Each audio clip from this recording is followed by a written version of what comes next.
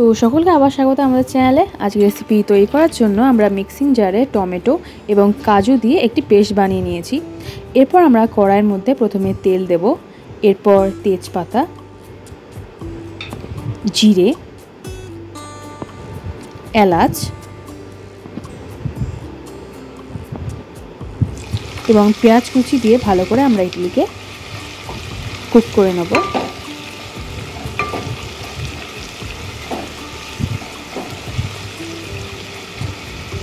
এরপর আমরা এর মধ্যে আদা রসুন বাটা দিয়ে আবার আমরা ভালো করে এগুলোকে কষিয়ে নেব।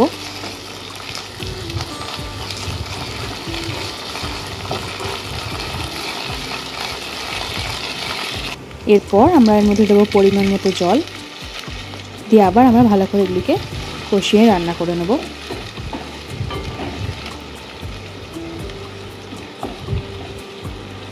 এরপর আমরা দেবো হলুদ,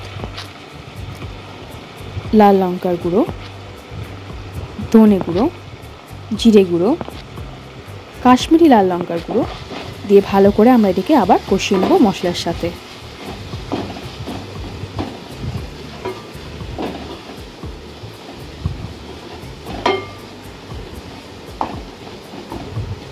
এরপর আমরা যে পেস্টটি বানিয়েছিলাম কাজু আর টমেটোর, সেটা আমরা এর মধ্যে দিয়ে ভালো করে আবার আমরা ভালো করে কষিয়ে নেব এবং ভালো করে কষাতে হবে যাতে কাজুর যে ভাগটা থাকে সেটা যেন লেগে না যায়। তো আমরা মাঝে মধ্যে কষাবো এবং এর মধ্যে এবার দেবো নুন এবং যে কাজুর আর টমেটোর পেস্টে যে জল হয়েছিল সেটা আমরা এর মধ্যে দিয়ে ভালো করে আবার কষিয়ে নেব।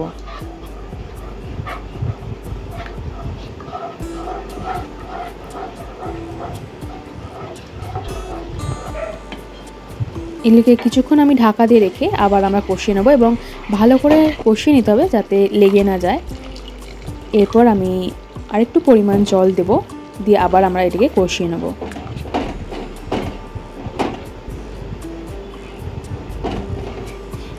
এরপর আমরা এর মধ্যে দেবো ধনে পাতা,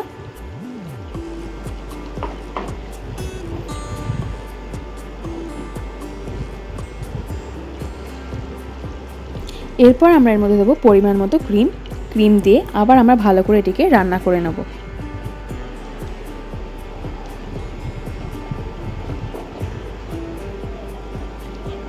দেখতেই পাচ্ছেন টেক্সচারটা কত সুন্দর লাগছে। এরপর টেস্টের ব্যালেন্সের জন্য আমরা এর মধ্যে চিনি দেব, দিয়ে আবার আমরা ভালো করে এটিকে কষিয়ে রান্না করে নেব।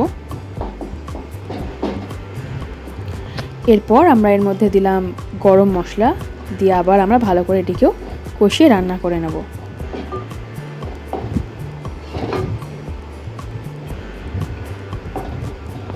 এরপর আমরা এর মধ্যে দিচ্ছি কসুরি মেথি, দিয়ে আবার আমরা এটিকে কষিয়ে নেব। এরপর আমাদের যে বে লিভসটা ছিল সেটার কাজ শেষ হয়ে গেছে। এটাকে আমরা তুলে নিয়ে এক এক করে 4টে ডিম আমরা এর মধ্যে দিয়ে দেব। আপনারা চাইলে জায়গা থাকলে আরও ডিম দিতে পারেন, আমার এখানে জায়গা ছিল না বলে একটি ডিম কম হয়েছে। তো এরপর আমরা উপরে দেব গোলমরিচ এবং চেষ্টা করবেন যেন ডিম না ফেটে যায়। আমার একটি ডিম ফেটে গেছে যদিও, কিন্তু তারপর এরপর আমরা উপরে দেব কাঁচা লঙ্কা, এরপর উপরে আমরা ধনেপাতা ছড়িয়ে দেব। ব্যাস, এরপর না নাড়িয়ে আমরা এটিকে ঢাকা দিয়ে রেখে দেবো রান্না হওয়ার জন্যে।